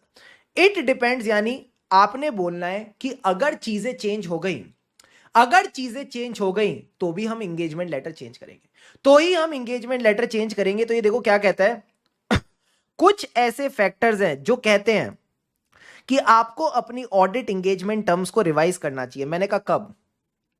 यहां पे 5 बातें लिखी हैं, अगर इन 5 बातों में चेंज आएगा तो आप अपने एंगेजमेंट लेटर को चेंज कर देना। सबसे पहली बात क्या? डिप्लोमेटिक। हाँ डिप्लोमेटिक। सबसे पहली चीज है ऑब्जेक्टिव एंड स्कोप। अगर आपको लगता है एंटिटी मिसअंडरस्टैंड कर रही है objective and scope, if you feel the entity is misunderstanding the objective and scope, तो सर क्या करें? मैंने कहा सिंपल सी बात है, चेंज कर दो। If you feel there is a misunderstanding related to objective and scope, उनको वापस रिमाइंड करा दो। और मैं आपको बोलूं ना, सिर्फ ऑडिट नहीं, लाइफ में भी अगर आपको लगता है ना सामने वाली पार्टी और आपके बीच में मिसअंडरस्टैंडिंग हो रही है, अगर आपको लगता है मिसअंडरस्टैंडिंग हो रही है ना, तो कम्युनिकेट कर लेना चाहिए, वापस रिवाइज करा देना चाहिए कि भाई हाँ ऐसा ऐसा था हमारे बीच में। तो ये आपने बात ध्यान रखनी है, when ever you feel the entities misunderstanding the objective and scope, आप बता दो। या ऑब्जेक्टिव एंड स्कोप छोड़ दो, बाकी चारों चीजें रिवाइज हो गई, ऑब्जेक्टिव एंड स्कोप छोड़ दो, बाकी चारों चीजें रिवाइज हो गई, यानी revised terms of audit engagement, तो भी आप ये करोगे। तो ये 2 पॉइंट्स तो किससे रिलेटेड हो गए? आपके एंगेजमेंट लेटर से रिलेटेड हो गए। सर बाकी 3 पॉइंट्स क्या कहते हैं? इधर से समझना। ये कहता है एंटिटी का धंधा चेंज हो गया, ये कहता है एंटिटी का धंधा चेंज हो गया, या धंधा चलाने वाले चेंज हो गए। मुझे बताओ धंधा चलाने वाले कौन है? सर धंधा चलाने वाली मैनेजमेंट है, धंधा चलाने वाली मैनेजमेंट है। अब एक बात बताना, मैनेजमेंट में भी लोग तो आ जा सकते हैं, मैनेजमेंट में भी लोग आ जा सकते हैं, कौन सी मैनेजमेंट से फर्क पड़ेगा? क्या ऐसा रहेगा कि कोई छोटा इंप्लॉय चला गया और कोई इंप्लॉय वापस आ गया तो हम बार बार एंगेजमेंट लेटर चेंज करते रहे? नहीं सर, यहां सिर्फ मैनेजमेंट नहीं, सीनियर मैनेजमेंट चेंज होनी चाहिए, सिर्फ मैनेजमेंट नहीं, सीनियर मैनेजमेंट चेंज होनी चाहिए। और सर धंधा चलाने वाले ही नहीं, जिन लोगों ने धंधे में पैसा लगाया है यानी ओनर्स, जिन लोगों ने धंधे में पैसा लगाया यानी ओनर्स, वो भी चेंज हो गए हैं। अब ओनर का क्या मतलब है? मैंने आज रिलायंस के शेयर खरीद लिए, मैंने आज रिलायंस का शेयर खरीद लिया, मैंने 5 शेयर खरीदे रिलायंस के, कल रिलायंस का शेयर बढ़ गया तो मैंने रिलायंस के शेयर बेच दिए, तो क्या रिलायंस की ओनरशिप चेंज हो गई क्या? जब मैंने शेयर खरीद के बेचे तो क्या रिलायंस की ओनरशिप चेंज हो गई? सर कैसी फालतू बातें कर रहे हो, यहां सिर्फ ओनरशिप से फर्क नहीं पड़ता, सिग्निफिकेंट ओनरशिप से फर्क पड़ता है। सिग्निफिकेंट ओनरशिप चेंज होनी चाहिए तो जाके आप ये काम करोगे। अब ये चीज सिग्निफिकेंट है या नहीं, अब ये चीज सिग्निफिकेंट है या नहीं, it is a matter of your professional judgement. ये फिर आपकी प्रोफेशनल जजमेंट से फर्क पड़ेगा। तो याद रखना सर क्या क्या होना चाहिए, एक तो धंधा बदल जाए, यहां पे भी इंपैक्ट सिग्निफिकेंट होना चाहिए। यहां पे भी इंपैक्ट सिग्निफिकेंट होना चाहिए, plus change in the senior management या फिर सिग्निफिकेंट चेंज इन ओनरशिप। तो ये 3 पॉइंट भी बड़े सिंपल हैं सर। क्या? या तो धंधा चेंज हो गया, significant change in the nature और साइज ऑफ द बिजनेस, या धंधा चलाने वाली मैनेजमेंट चेंज हो गई, recent change in the senior management, and last point is significant change in ownership. क्या पांचों बातें समझ आ गई? क्या पांचों बातें दिमाग में बैठ गई? हाँ सर, बड़ी आसान है। पहले 2 बातें थी ऑब्जेक्टिव एंड स्कोप को लेके मिसअंडरस्टैंडिंग है, बाकी टर्म्स ऑफ एंगेजमेंट चेंज हो गए। या फिर 3 पॉइंट्स क्या है? धंधा चेंज हो गया, धंधा चलाने वाले चेंज हो गए, धंधे के ओनर चेंज हो गए। बोलो मेरे साथ, धंधा चेंज हो गया, धंधा चलाने वाले चेंज हो गए, धंधे के ओनर चेंज हो गए, यानी significant change in the business. चलाने वाले कौन है? Senior management. Change in the senior management, recent change in the senior management, and last point is significant change in the ownership. क्या ये तीनों बातें क्लियर हैं? हाँ सर। एंड लास्ट की 3 बातें किसको लेके बात करती हैं? लास्ट की 3 बातें किसको लेके बात करती हैं? बेसिक बातें हैं। फाइनेंशियल स्टेटमेंट किसके हिसाब से बनते हैं? एफआरएफ। ओ, ऑडिटर का काम क्या है? रिपोर्टिंग। ये सब किसके हिसाब से हो रहा है? लॉज और रेगुलेशन के हिसाब से। तो 3 चीजें जो आपके ऑडिट को गवर्न करती हैं। Financial statement as per FRF, audit report करता है, एंड ये सब कैसे होता है? Laws and regulation. अगर इनमें भी चेंज हो जाए तो फिर आप ये करोगे। और मैं आपको एक बात बोलूं ना, ये जो फैक्टर्स है ना, ये बहुत इजी हैं। ये फैक्टर्स हैं जो ये बहुत इजी हैं। जैसे किसी बच्चे ने बोला सर कारों की रिक्वायरमेंट आ गई, तो क्या हमको ये एंगेजमेंट लेटर रिवाइज करना पड़ेगा? हाँ, करना पड़ेगा। अगर कारों की रिक्वायरमेंट आ जाती है, की ऑडिट मैटर की रिक्वायरमेंट आ जाती है, या कोई और एडिशनल रिक्वायरमेंट आ जाती है रिपोर्ट करने की, तो करना पड़ेगा। ऐसे ही अगर एफआरएफ चेंज हो जाता है, सपोज कोई एंटिटी एएस पे काम कर रही थी, अब वो एएस से इंड एएस पे आ गई है, तो उसको भी चेंज करना पड़ेगा। तो आप इसमें से बस 5 बातें ध्यान रख लो, मुझे लगता है काफी है। बस 5 पॉइंट भी अगर आप ध्यान रख लेते हो तो मुझे लगता है काफी है। उसके अलावा कुछ करने की जरूरत नहीं है। तो quickly take 1 minute, just recall 5 points in the same flow as we discussed. Your time starts now. शुरू हो जाओ।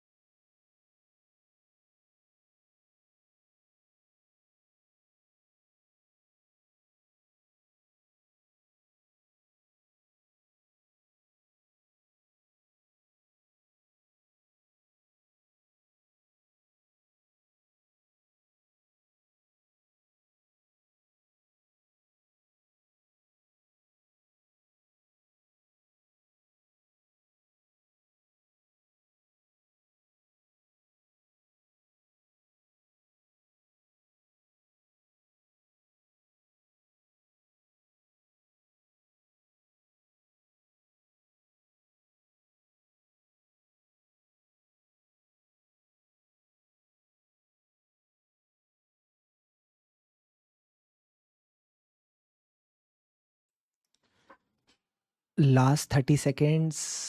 Very good, Aman. Very good, Hiral. Keep going.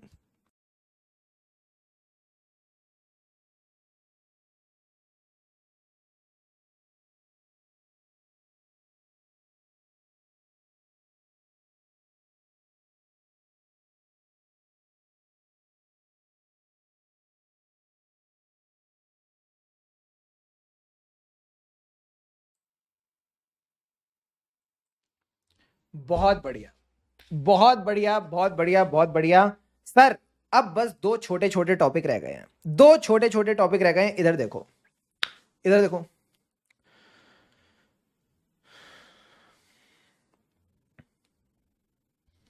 दो केस लूंगा, ध्यान से समझना। केस नंबर 1, अभी कुछ लिखने की जरूरत नहीं है, बोर्ड पे फोकस करना। केस नंबर 2, आपका जो क्लाइंट है वो सर क्या है? वो एक फर्म है, ठीक है? वो एक फर्म है। क्या फर्म के लिए ऑडिट कराना नेसेसरी है? क्या फर्म के लिए ऑडिट जरूरी है? जल्दी से बता दो मुझे। इज द ऑडिट नेसेसरी और not? The answer is no. Sir audit necessary नहीं है, ऑडिट नेसेसरी नहीं है।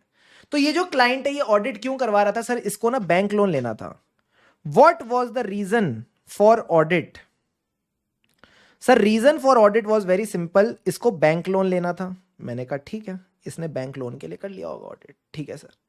अब ये जो बैंक है, ये कहता है कि आपके पास ऑप्शन है। बैंक ने फर्म को दे दिया ऑप्शन कि चाहो तो आप ऑडिट करा लो, चाहो तो आप रिव्यू करा लो, हमको कोई दिक्कत नहीं है। बैंक कहता है अगर आपको लोन लेना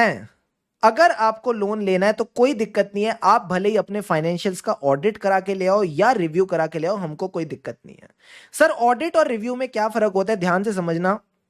इसमें होती है रीजनेबल अश्योरेंस, इसमें होती है लिमिटेड अश्योरेंस। ओ, नाम से ही पता चल रहा है कि यहां पे मेहनत ज्यादा है, यहां पे मेहनत कम है।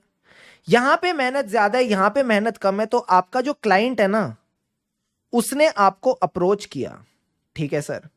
क्लाइंट ने ऑडिटर को अप्रोच किया और बोला ऑडिट छोड़ दो, ऑडिट छोड़ दो, आप रिव्यू करके दे दो, ऑडिट छोड़ दो, आप रिव्यू करके दे दो। और जब आपने क्लाइंट से पूछा ऐसा क्यों, जब आपने क्लाइंट से पूछा ऐसा क्यों, आपको अप्रोच करके कहता है ऑडिट गया भाड़ में, आप रिव्यू करके दे दो, तो उसने कहा सर बैंक ने ना हमको ऑप्शन दे दिया कि आप ऑडिट की जगह रिव्यू भी करा के दोगे ना, तो भी हम लोन दे देंगे, तो भी हम लोन दे देंगे। सारे बच्चे बताओ क्या यहां पे रीजनेबल जस्टिफिकेशन है? क्या यहां पे रीजनेबल जस्टिफिकेशन है या नहीं? Please give me the answer, yes और no. Is there a valid reason for the change in engagement? बता दो जल्दी से। ईएल की फुल फॉर्म होती है engagement letter. Just give me the right answer, yes और नो।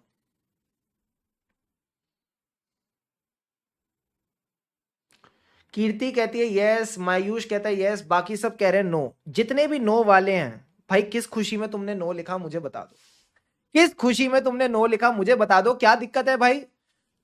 मेरे को ऑडिट मन से नहीं कराना था, बैंक ने लोन के लिए कहा था। अब बैंक जब ऑप्शन दे रहा है ऑडिट की जगह मैं रिव्यू करा सकता हूं, तो मैं रिव्यू कराऊंगा ना, मैं क्यों झंझट पालूं? तुम लोग सोचते हो क्या बोलने से पहले? हाँ सर, अब सबने यस यस बोल दिया, अब सबने यस यस बोल दिया। तो रीजनेबल जस्टिफिकेशन है, रीजनेबल जस्टिफिकेशन है। अगर रीजनेबल जस्टिफिकेशन है तो क्या करें सर? अब आपको न्यू इंगेजमेंट लेटर बनाना पड़ेगा, अब आपको न्यू इंगेजमेंट लेटर बनाना पड़ेगा। किसके लिए? अब आप रिव्यू के लिए न्यू इंगेजमेंट लेटर बनाओगे। क्या ये बेसिक बात समझ आती है? हाँ सर। तो सिंपल सी बात है, अगर आपका क्लाइंट आपको एक वैलिड रीजन दे देता है, अगर वो आपको रीजनेबल जस्टिफिकेशन दे देता है एक एंगेजमेंट से दूसरी एंगेजमेंट पे जाने के लिए, तो आप एक नया एंगेजमेंट लेटर बनाओगे। क्लियर है? क्लियर है सर। अब सारे के सारे बच्चे आ जाओ केस नंबर 2। आप ऑडिट कर रहे थे, ठीक है सर। ऑडिट करते करते आपको मटेरियल मिसस्टेटमेंट मिल गई, ऑडिट करते करते आपको मटेरियल मिसस्टेटमेंट मिल गई, तो आपका क्लाइंट कहता है ऑडिट मत करो, आपका क्लाइंट कहता है ऑडिट मत करो, आप रिव्यू कर दो, आप रिव्यू कर दो, और इस मटेरियल मिसस्टेटमेंट को अब आप इग्नोर कर दो, और इस मटेरियल मिसस्टेटमेंट को आप इग्नोर कर दो। शातिरता समझना क्लाइंट की, ऑडिट कर रहे थे, मटेरियल मिसस्टेटमेंट मिल गई, क्लाइंट आता है और क्या कहता है ऑडिट मत करो, आप मुझे रिव्यू करके दे दो। अब बताओ क्या यहां पे आरजे प्रेजेंट है? क्या यहां पे रीजनेबल जस्टिफिकेशन है या नहीं? जल्दी से बता दो। Is there a reasonable justification of moving to a review engagement? Bashir साहब कहते हैं नहीं सर, कोई नीड नहीं है। और बाकी बच्चे बताएं। सबने एकदम सही जवाब दिया, Vinisha, Naman, Khushi, all of you gave the right answer. The answer is no. यहां रीजनेबल जस्टिफिकेशन नहीं है, यहां रीजनेबल जस्टिफिकेशन नहीं है। अब एक बात बताओ, सपोज आपको क्लाइंट अब कंटिन्यू नहीं करने देता, आपको क्लाइंट अब कंटिन्यू नहीं करने दे रहा, आप ऑडिट तो एक्सेप्ट कर चुके हो, आप ऑडिट तो एक्सेप्ट कर चुके हो, बट क्लाइंट आपको कंटिन्यू नहीं करके दे रहा, तो आप क्या करोगे सर? ऐसे केस में हम भी अपनी इज्जत के वो हैं वाकिफ, हमको भी अपनी इज्जत प्यारी है, हम भी रुकना नहीं चाहते। जब तुमको हमसे ऑडिट नहीं करवाना था तो लाए क्यों? और अब ले आए हो और कंटिन्यू नहीं करना देना चाह रहे ना, तो हम भी यहां रुकना नहीं चाहते, हमको भी इस क्लाइंट पे रुकने का कोई मन नहीं है, हम भी विड्रॉ कर जाएंगे, हम भी विड्रॉ कर जाएंगे, हम भी एक क्लाइंट पे रुकना नहीं चाहते, हम एक दिन क्या, हम 1 मिनट नहीं रुकना चाहते, हम विड्रॉ करेंगे। और सिर्फ विड्रॉ नहीं करेंगे, चिल्ला चिल्ला के जाएंगे, हम यहां पे चिल्ला चिल्ला के जाएंगे। सर चिल्ला चिल्ला के किसको बताएंगे? मैनेजमेंट के ऊपर कौन बैठा है? टीसीडब्ल्यूजी। मैनेजमेंट के ऊपर कौन बैठा है? टीसीडब्ल्यूजी, उसको बताएंगे। जो हमको यहां पे लेके आए ओनर्स, उनको बताएंगे। ओ माय गॉड सर, सबके आगे इनकी बैंड बजाएंगे, छोड़ेंगे नहीं इनको, सबका बदला लेगा तेरा फैजल। टीसीडब्ल्यूजी, ओनर्स, अभी तो इनको डंडे भी पड़ने चाहिए। सर डंडे पड़ेगा, मारेगा कौन? रेगुलेटर। रेगुलेटर से इनको डंडे भी पड़वाएंगे। तो 3 लोगों को बता के जाना, एक तो जो इनके ऊपर बैठा है, टीसीडब्ल्यूजी हम जा रहे हैं, ओनर तुम हमको लाए थे, कैसी घटिया मैनेजमेंट है, हमको यहां रुकना नहीं है, प्लस जो रेगुलेटर है जो इनको डंडे मारेगा, उसको भी बता के जाना। तो ये 3 लोगों को चिल्ला चिल्ला के जाना, वरना तो कोई फायदा नहीं है तुम्हारा, वरना तो तुम फिर एकदम फीके ऑडिटर हो, तुम्हारे अंदर दम नहीं है अगर बिना चिल्लाए गए तो। क्या ये बात समझ आती है, नहीं आती है? हाँ सर, लास्ट बार ये कॉन्सेप्ट रिवाइज करा रहा हूं, ध्यान से समझना। ये ऐसा कॉन्सेप्ट है 90% सीए जनता को पता ही नहीं है, पता नहीं क्या ऊपर ऊपर से पढ़ के चली जाती है। तो make sure you are understanding it properly, ठीक है? सबसे पहला सर क्या हुआ, मैंने कहा ऑडिट एक्सेप्ट कर लिया। ऑडिट एक्सेप्ट कर लिया, क्लाइंट कहता है रिव्यू पे आ जाओ। मैंने कहा क्यों आ जाए, क्यों आ जाए रिव्यू पे? वो कहता है यार आपसे ना मैं ऑडिट करा रहा था क्योंकि बैंक लोन लेना था। अब बैंक कहता है ऑडिट या रिव्यू कुछ भी करा लो, तो हम आपसे रिव्यू कराना चाहते हैं। हम भी कहते हैं ठीक है, हम भी कहते हैं ठीक है, हमारा भी काम कम लगेगा, तो हम रिव्यू पे आ गए। अब अगर आप रिव्यू पे आ जाते हो तो एक नया एंगेजमेंट लेटर ले लो, तो आप एक नया एंगेजमेंट लेटर ले लो, कोई दिक्कत की बात नहीं है, ठीक है सर। बट अगर आपको लगता है ये बेवकूफ बना रहा है, ये तो फालतू के रीजन दे रहा है, कोई रीजन नहीं है, नो रीजनेबल जस्टिफिकेशन, तो सर क्या करें? तो आपने बस इतनी सी बात समझनी है कि आप ऑडिट पे ही रहोगे, और अगर वो ऑडिट कंटिन्यू नहीं करने दे रहा, वो आपको कंटिन्यू नहीं करने दे रहा, तो विड्रॉ करके जाना और चिल्ला चिल्ला के सबको जाना। जल्दी से किताब पे आओ, देखो क्या लिखा है। Let's see what is given in the notes. सारे बच्चे इधर देखो। Acceptance of a change in the terms of engagement. Auditor shall not agree to a change in the terms of engagement, जहां पे रीजनेबल जस्टिफिकेशन नहीं है, जहां पे रीजनेबल जस्टिफिकेशन नहीं है। If prior to completing the audit, यानी audit complete करने से पहले ऑडिटर को रिक्वेस्ट करता है। सर कौन? क्लाइंट रिक्वेस्ट करता है। Auditor is requested to change to an engagement which conveys lower level of assurance. ये लोअर लेवल ऑफ अश्योरेंस का शुभम सर ने क्या एग्जांपल दिया था? सर शुभम सर ने इसका एग्जांपल दिया था रिव्यू एंगेजमेंट। अगर आपको ऑडिट से रिव्यू पे मूव किया जा रहा है, तो आप देखो इसमें रीजनेबल जस्टिफिकेशन है क्या। अगर आपने टर्म्स चेंज कर दी, तो आपने एग्री और रिकॉर्ड करनी है new terms of engagement in a new engagement letter और any other written agreement. But अगर आप एग्री नहीं कर पा रहे एज अ ऑडिटर, अगर आप एग्री नहीं कर पा रहे, प्लस मैनेजमेंट कंटिन्यू भी नहीं करने दे रहा, मैनेजमेंट कहीं ना कहीं कंटिन्यू भी नहीं करने दे रहा, तो हम भी नहीं रुकना चाहते, हम भी नहीं रुकना चाहते, हम भी विड्रॉ करके चले जाएंगे if it is possible under the law regulation, plus चिल्ला चिल्ला के जाएंगे। देखेंगे क्या हमारी ऑब्लिगेशन है टू रिपोर्ट। सर रिपोर्ट किसको? इसके ऊपर कौन बैठा है? टीसीडब्ल्यूजी। कौन आपको लेके आया था? Owners and the regulators. Please tell me, is this part now crystal clear to all of you? जल्दी से बता दो भाई साहब, एक्साइटमेंट के साथ बता दो, क्या ये बेसिक सी बात आपको समझ में आती है क्या? वरना तो थ्योरी है, वरना तो थ्योरी है, तमीज से समझो तो पूरा प्रैक्टिकल है।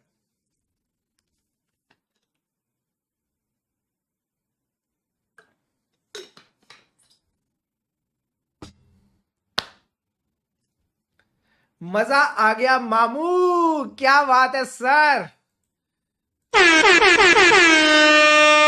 वंस मोर, क्या बात है, क्या बात है, क्या बात है, क्या बात है। अब सब बच्चों के चेहरे पे मुस्कान, अब सब बच्चों के चेहरे पे मुस्कान। मैंने कहा मुस्कान किस चीज की? ये मुस्कान किस चीज की? Last topic of the day, last topic of the day, ready हो जाओ, मजा आने वाला है। अब सर क्या होगा, आ जाओ मेरे साथ फुल एनर्जी के साथ। देखो जो एनर्जी क्लास के स्टार्टिंग में रहती है ना, वही अगर हम एंड में मेंटेन करें तो फिर अपने अंदर स्टेमिना है, फिर हम धूम मचा सकते हैं। आ जाओ मेरे साथ, एक टॉपिक और पढ़ाऊंगा, मजा आएगा। देखो क्या कहता है सर, आपने कहा था हमें जो एफआरएफ लेना है ना, बहुत ही एंटीक टॉपिक है। अगेन ये जो टॉपिक है, तुम अगर आज कर गए ना, तुमको फील आ जाएगी, तुमको लगेगा यार क्या मस्त चीज पढ़ी हमने। ये क्या कहता है ना, ये एफआरएफ जो आपने लेना है वो कैसे लेना है, as per the law regulation. ओ, लॉ रेगुलेशन के हिसाब से हमको एफआरएफ लेना है। बट हमारा जो ऑडिटर है ना, इसको ये एफआरएफ पसंद ही नहीं है। ये कहता है जो FRF as per law regulation है वो ऑडिटर को पसंद ही नहीं है। ऑडिटर जो है ना, हमारा ऑडिटर कैसा बनाऊं मैं, ऑडिटर ऐसे बनाते चलो। जो हमारा ऑडिटर है ये बड़ा सैड है, ये इस एफआरएफ से खुश नहीं है। सर क्यों खुश नहीं है, ये कहता है this FRF is unacceptable to the auditor. ओ, unacceptable to the auditor. Sir unacceptable क्यों है, क्योंकि इसमें ना इसको लगता है कुछ कमी है। He feels something is missing. वो जो स्पार्क होती है ना, spark, that spark is missing. तो ऑडिटर चाहता है कि इसमें मैनेजमेंट कुछ एडिशनल चीजें करे। ऑडिटर चाहता है मैनेजमेंट इसमें कुछ एडिशनल चीजें करे। तो सर ऑडिटर खुश कैसे होगा, मैंने कहा बड़ा सिंपल है। अगर आपको ऑडिटर को खुश करना है, अगर आपको ऑडिटर को खुश करना है तो आपको फाइनेंशियल स्टेटमेंट में एडिशनल, मैं थोड़ा डिफरेंट पेन यूज करता हूं, तो आपको फाइनेंशियल स्टेटमेंट में कुछ एडिशनल डिस्क्लोजर्स देने पड़ेंगे। तो आपको फाइनेंशियल स्टेटमेंट में कुछ एडिशनल डिस्क्लोजर्स देने पड़ेंगे, तो फिर आपका ऑडिटर खुश हो जाएगा। ठीक है सर, अब एक बात बताना, अगर ऑडिटर ने फाइनेंशियल स्टेटमेंट में एडिशनल डिस्क्लोजर्स डलवाए, क्या यह चाहेगा कि जो यूजर है, जो यूजर ऑफ फाइनेंशियल स्टेटमेंट है, हां, जो यूजर्स ऑफ फाइनेंशियल स्टेटमेंट है, ये इनका अटेंशन ड्रॉ करे, ये कहीं ना कहीं इनका अटेंशन ड्रॉ करे इन डिस्क्लोजर पे। हां सर, अटेंशन ड्रॉ करने के लिए कौन सा पैरा डालेगा, बता दो जरा। ये अपनी ऑडिट रिपोर्ट में अटेंशन ड्रॉ करने के लिए कौन सा पैरा डालेगा, सारे बच्चे बता दो। Which para is added to draw the attention to the matters disclosed in financial statement? Please बता दीजिए, मजा आ जाएगा मुझे।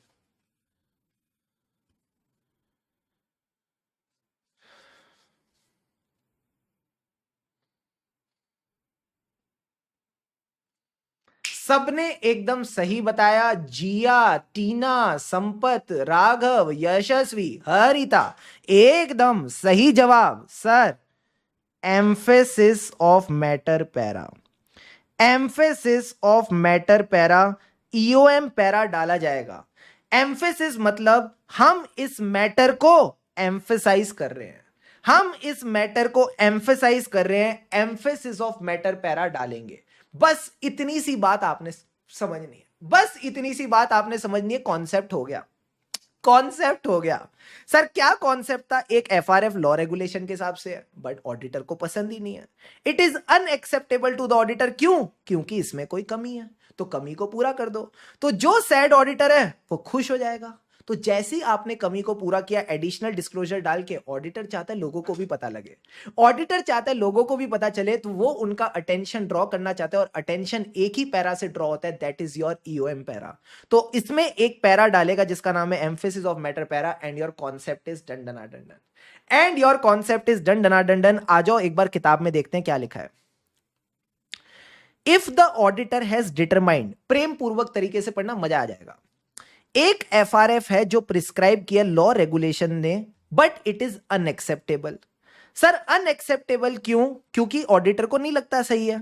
तो auditor shall accept the audit, auditor shall accept the audit only and only, only and only जब conditions present है। Sir क्या क्या कंडीशन, आपने कहा था मैनेजमेंट एडिशनल डिस्क्लोजर डालेगी, हां, तो मैनेजमेंट ने एग्री किया है, management has agreed to provide additional disclosure.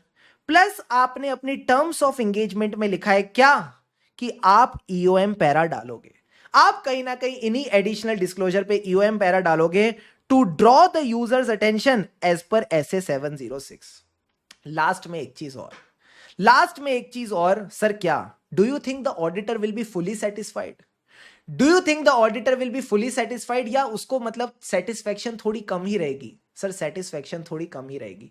तो ऑडिटर कहेगा मैं कोई ट्रू एंड फेयर वाली बातें नहीं लिखूंगा, मैं अपनी ऑडिट रिपोर्ट में कोई ट्रू एंड फेयर वाली बातें नहीं लिखूंगा। यहां पे एक फील रखना that the auditor is not fully satisfied. जो हमारा ऑडिटर है ये फुली सेटिस्फाइड नहीं है। सर क्योंकि फुली सेटिस्फाइड नहीं है तो ये कहता है unless required by the law regulation, ठीक है, unless required by law regulation to express the auditor's opinion by using the phrases present fairly or give a true and fair view, auditor's opinion will not include such phrases। auditor कहीं ना कहीं ये true and fair और present fairly वाले phrases avoid करेगा unless law regulation कहता है डालने के लिए। तो बस आपने तीन बातें ध्यान रखनी। जल्दी से बताओ क्या? सर एक लॉ रेगुलेशन ने एफआरएफ बोला है, हम ऐसी एंगेजमेंट तभी एक्सेप्ट करेंगे जब हमको लगता है वो कमी पूरी हो रही है। कमी कैसे पूरी होगी? एडिशनल डिस्क्लोजर से। Additional disclosure pay attention draw करने के लिए कौन सा पैरा आता है? ईओएम पैरा आता है। But do you think the auditor is fully satisfied? No sir. तो auditor true and fair, fair presentation यानी जहां जहां फेयर फेयर वर्ड आ रहा है ना, ये सब अवॉइड करके चलेगा अनलेस लॉ रेगुलेशन कहता है। अनलेस लॉ रेगुलेशन कहता है हम ये फेयरनेस वाली बातें अवॉइड करके चलेंगे। क्या ये बात आपको समझ आती है? हाँ सर। अब ये आखिरी में दो पॉइंट क्या दे रखे हैं? ये कहता है कि अगर ऊपर वाली कंडीशंस प्रेजेंट नहीं है, ऊपर वाली कंडीशंस प्रेजेंट नहीं है और ऑडिटर लॉ रेगुलेशन के हिसाब से ऑडिट एक्सेप्ट करना ही है, तो वो क्या करेगा? वो इसका इंपैक्ट देखेगा on the nature of financial statement and फिर इस मैटर पे भी टर्म्स ऑफ एंगेजमेंट में बात लिख के चलेगा। सर इंपैक्ट का क्या मतलब है? इंपैक्ट का मतलब है, आप मुझे बता सकते हो क्या इंपैक्ट की बात हो रही है? बताना जरा। सौम्या कह रही है कि सर इसमें एम्फेसिस ऑफ मैटर क्यों आया, कैम क्यों नहीं आया? क्योंकि ना आपने कैम पढ़ा नहीं है। ये सवाल तभी आता है जब हमने कैम ठीक से नहीं पढ़ा होता। Don't worry, CA final level पे मैं आपको कैम तमीज से पढ़ाऊंगा तो आपको चीजें तमीज से समझ आ जाएंगी। Don't worry about it. अभी ये मान के चलो it is because of the lack of knowledge you are asking this doubt. Don't worry about it, we'll discuss in detail, ठीक है? प्रॉमिस। अभी तो पार्टी शुरू हुई है यार, थोड़े थोड़े टाइम में समझ आ जाएगा। Don't worry. Effect of misleading nature का क्या मतलब है? कि डिस्क्लोजर तो डाल ही नहीं रहे, ईओएम पैरा आ ही नहीं रहा, तो इसका इफेक्ट का क्या मतलब है?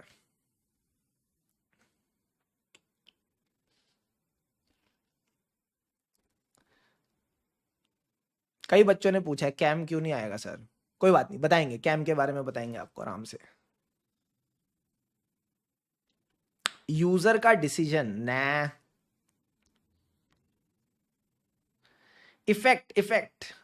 Effect of this thing on the auditor report. Effect का कौन सा इफेक्ट देख रहे हैं हम?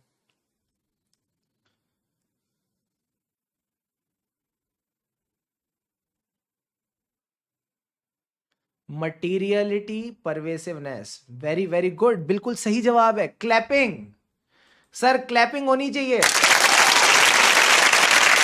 बहुत बढ़िया। इफेक्ट ऑफ मिसलीडिंग का मतलब है क्या इसका इफेक्ट मटेरियल तो नहीं? ओ, और अगर मटेरियल है तो क्या इसका इंपैक्ट परवेसिव तो नहीं?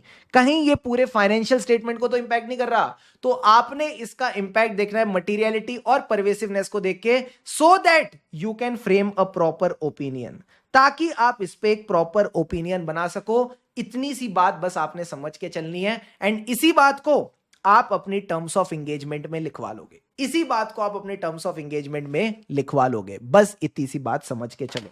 यहां हमारा ऐसे 210 डन डनाडन डन। यहां हमारा ऐसे 210 डन डनाडन डन। प्लस मैं एक बात और बोलूं सर, क्या यही वाली चीज, यही जो लास्ट टॉपिक मैंने पढ़ाया, ये वापस ऐसे 706 में आएगा।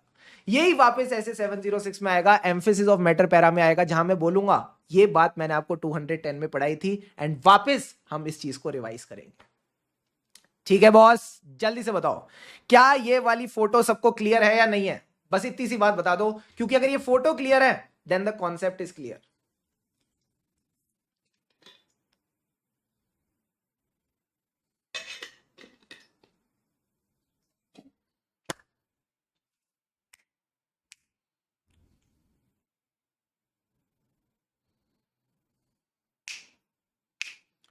ऑसम, बहुत बढ़िया, बहुत बढ़िया, बहुत बढ़िया, बहुत बढ़िया। अब मैं आपको क्वेश्चन बैंक से कुछ क्वेश्चंस मार्क करा रहा हूं और आज आपको लिखने का भी होमवर्क मिलेगा, क्वेश्चन ऑफ द डे भी मिलेगा। कल पहली क्लास थी, मैंने तुमको छोड़ दिया, पहली क्लास में मैंने तुमको माफी दे दी, बट आज तुमको लिख के आना पड़ेगा। सर ऐसे 210 में हमारे पास सिर्फ 3 ही क्वेश्चन हैं, question number 1, question number 2, question number 3। एकदम सीधे सीधे प्यारे प्यारे क्वेश्चन है। Sir question of the day क्या है? Question number 2, mister Ram Kapoor is the question of the day. अब sir question of the day का कैसे सबमिशन करना होता है मैं तुमको समझा देता हूं। Question of the day you will be sending to me, this is your responsibility. क्या होता था ना, क्लास में तो टीचर अगले दिन आके होमवर्क चेक कर लेता था, ऑनलाइन में कैसे करें? तो अगर आप वो अकाउंटेबिलिटी मेंटेन करना चाहते हो कि भाई जो एक क्वेश्चन सर दे रहे, देखो एक क्वेश्चन रोज का हम लिख सकते हैं, इतनी रिटर्न प्रैक्टिस हम कर सकते हैं अपने कॉन्फिडेंस के लिए। तो ये क्वेश्चन ऑफ द डे जो आपके पास टेलीग्राम का मेरा डाउट सपोर्ट नंबर है ना, जो मैंने आपको फर्स्ट सेशन में बताया था डे 0, हाँ एट डैश डैश डैश, उसी पे आपने मुझे अपना question of the day submit करना है एवरी इवनिंग, सो दैट वो अकाउंटेबिलिटी बनी रहे एंड एकदम प्रेम पूर्वक तरीके से आप आगे बढ़ते रहे। खुशी कह रही है सर आज तो 3 घंटे का पता ही नहीं लगा। मैं बताऊं ना, तुमको कभी नहीं पता लगने दूंगा। We will make sure we are making this experience as smooth as possible. And वो कब होगा? जब सर आप सुबह सुबह एकदम एनर्जी के साथ आएंगे, एकदम बढ़िया मूड के साथ आएंगे, एंड ट्रस्ट मी सब बढ़िया हो जाएगा। सो मित्रों, यूं ही खुशी खुशी मन लगाकर पढ़ते रहें, खुशी से पढ़ेंगे तभी आगे बढ़ेंगे। Have an awesome day ahead. हमें राही ऑडिट के फिर मिलेंगे चलते चलते। Take care all. स्टार्टिंग के जो क्वेश्चन बैंक है वो मैंने आपके गूगल ड्राइव पे डाल दिए हैं, देख सकते हो, ठीक है।